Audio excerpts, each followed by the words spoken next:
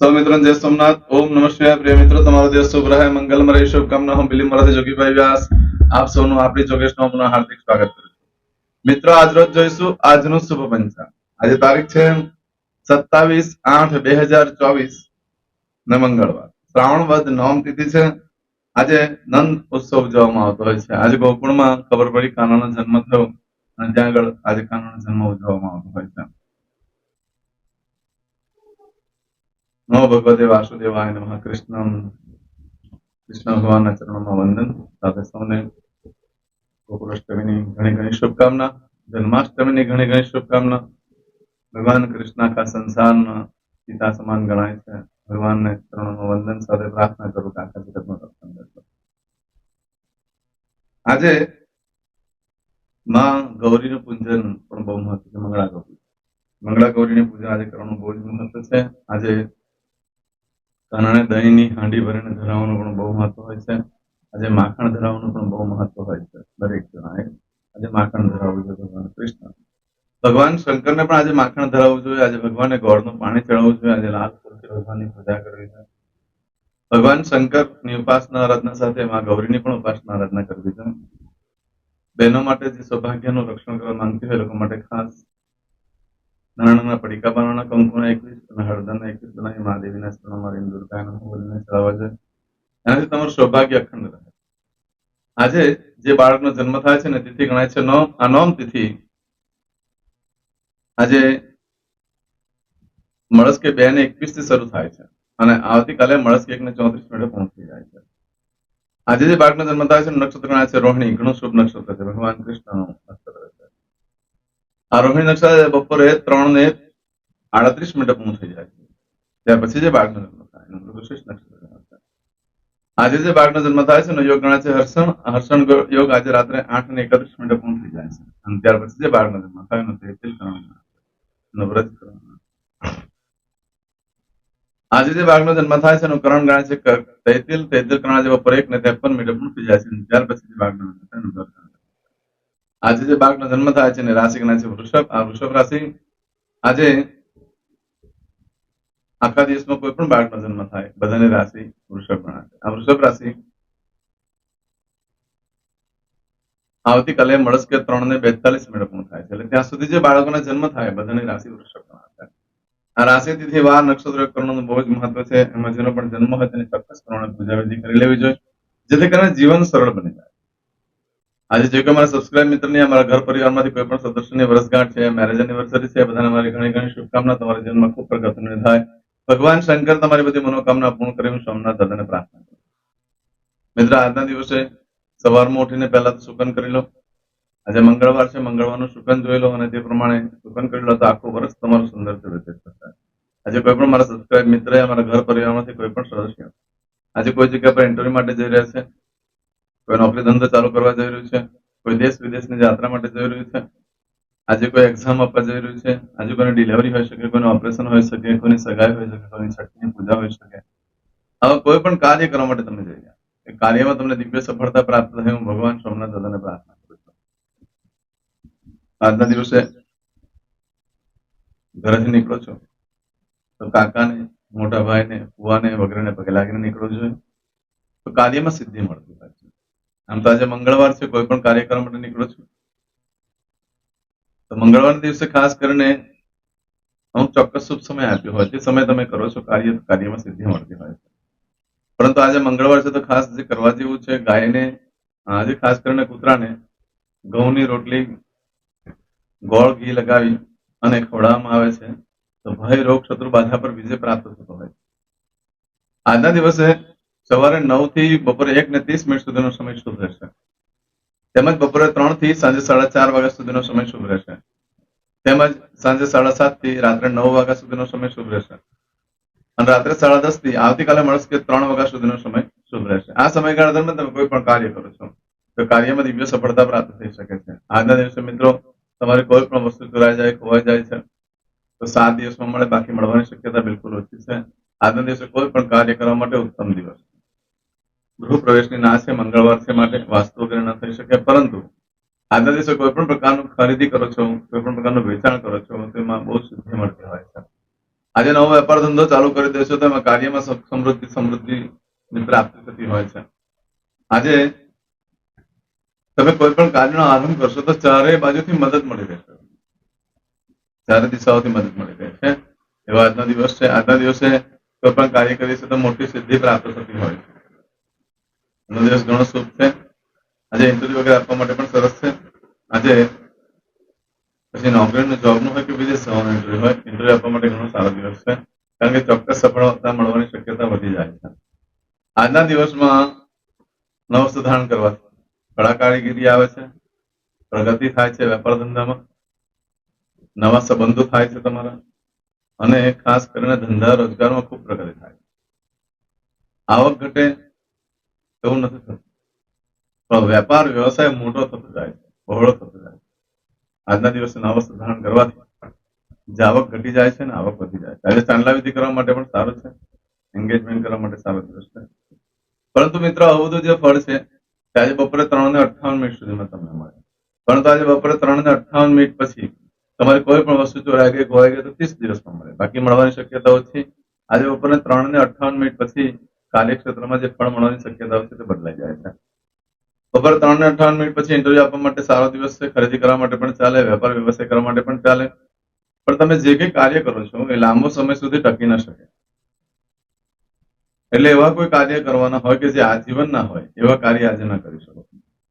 તો વચ્ચેનું કોઈ પણ પ્રકારનું સુખ, એટલે કે ગાડી લો છો તો ગાડીનું સુખ લાંબો સમય સુધી ન રહે, તમારે કાઢી નાખવું પડે. કોઈની સાથે મિત્રતા થાય છે, કોઈની સાથે પાર્ટનરશિપ થાય તો લાંબો સમય સુધી નહીં રહે, નહીં ટકી શકે. માટે અને જેની કુંડલીમાં લગ્ન જીવન ડિસ્ટર્બ હોય તે લોકો આજે લગ્ન પણ ન કરવા જોઈએ, એ પણ લાંબો સમય સુધી ન ટકી શકે. એટલે જે લાંબો સમય સુધીના સુખો છે તે આજે ન કરવા જોઈએ, ટૂંક સમયના સુખો તમે કરી શકો છો. આજે નવા વસ્ત્ર ધારણ કરવાથી મોટે ભાગે ઓઇલ તેલના ડાઘા પડી જતા હોય છે, પાનના ડાઘા પડી જતા હોય છે, ઊનવાળા કપડા હોય તેમાં જીવાત પણ પડી જાય છે, ક્યાંક ને ક્યાંક ભરાઈને ફાટી પણ જાય છે. આજે નવા વસ્ત્ર ધારણ કરશો તો આ રીતનું ફળ પ્રાપ્ત થશે. નવા વસ્ત્ર એટલે જે ક્યારેય ન પહેર્યા હોય, કોઈએ પણ નહીં, તમે પણ નહીં ને બીજા પણ નહીં, એ વસ્ત્રને નવા કહી શકાય. આ રીતનું ફળ પ્રાપ્ત થશે. આજે બપોરે 3:58 થી લઈ આવતીકાલે બપોરે 3:53 સુધીમાં તમે કોઈ કાર્ય કરશો તો તેનું પણ આ રીતે પ્રાપ્ત થશે. આજે કરશો આજનો સંકલ્પ, ચમચીમાં પાણી લઈ જાઓ. અદ્યતન માસન માસોત્તમ બ્રહ્મ પવિત્ર શ્રાવણ માસે શુભ કૃષ્ણ પક્ષે નવમ્યાયામ ભૌમવાસન વિત્તાયામ. હવે દરેક જણા પોતાનું સાચું નામ બોલી દો. તમારું ગોત્ર ખબર હોય તો ગોત્ર બોલી દેવાનું.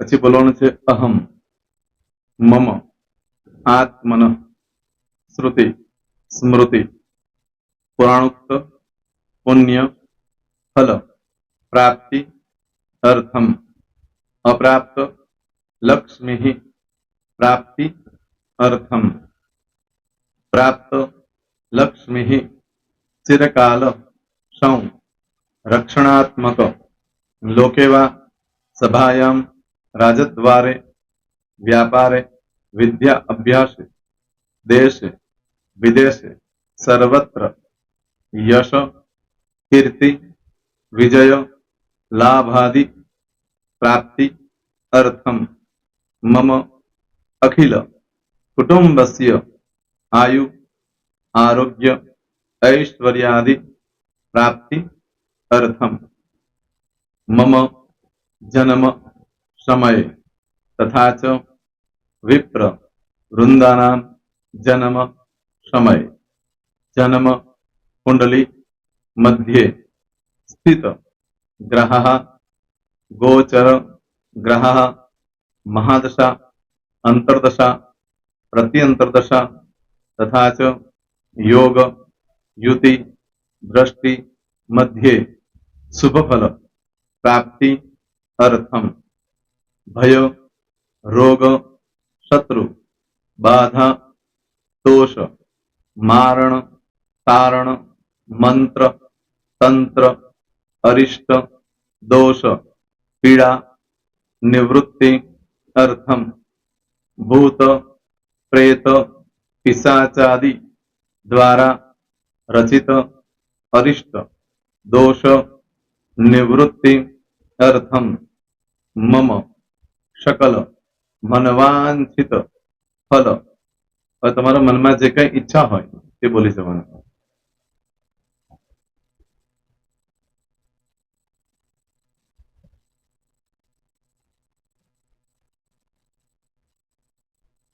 બોલવાનું અનુસાર્થ સકલ મનવાંછિત ફલ પ્રાપ્તિ અર્થમ. હવે જે બરકતની પૂજા વાળા છે એ લોકો તો આ બધું બોલવાનું જ હોય છે, એ લોકો માટે કોઈ સ્પેશિયલ નથી.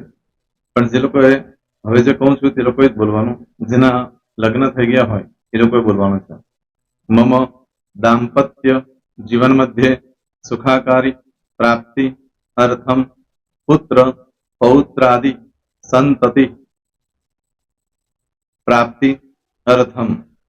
આ સંતાન પ્રાપ્તિ વાળા માટે પણ આવી જાય છે એમાં.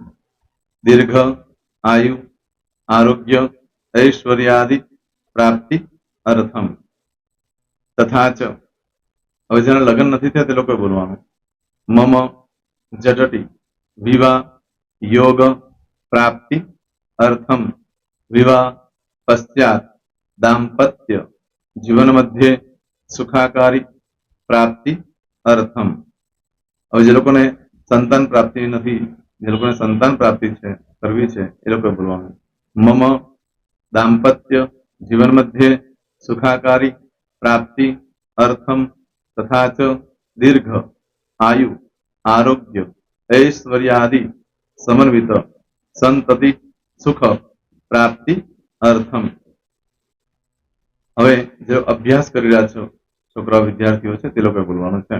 મમ વિદ્યા અભ્યાસ મધ્યે ઉત્તરો ઉત્તર પ્રગતિ ઉન્નતિ સાનુકૂલતા પૂર્વક દિવ્ય સફળતા પ્રાપ્તિ અર્થમ. હવે જે લોકો વિદેશમાં જવા માંગતા હોય કે શીપમાં જવા માંગતા હોય, મતલબ ભારત દેશની બહાર જઈને ધંધો વેપાર કરવા માંગતા હોય એ લોકોએ, અથવા વિદેશ જવા માંગતા હોય કાયમ માટે, એ લોકોએ બોલવાનું છે. મમ જટટી વિદેશ ગમન યોગ પ્રાપ્તિ અર્થમ વિદેશ ગમન કાર્ય મધ્યે સાનુકૂલતા પૂર્વક દિવ્ય સફળતા પ્રાપ્તિ અર્થમ. આરોગ્ય વાળા બોલવાનું છે, જેને આરોગ્યની પૂજા આપેલી હોય એ લોકોએ. એમ તો દરેક જણા જ બોલવાનું છે. બોલો મમ આયુ આરોગ્ય ઐશ્વર્યાદિ પ્રાપ્તિ અર્થમ.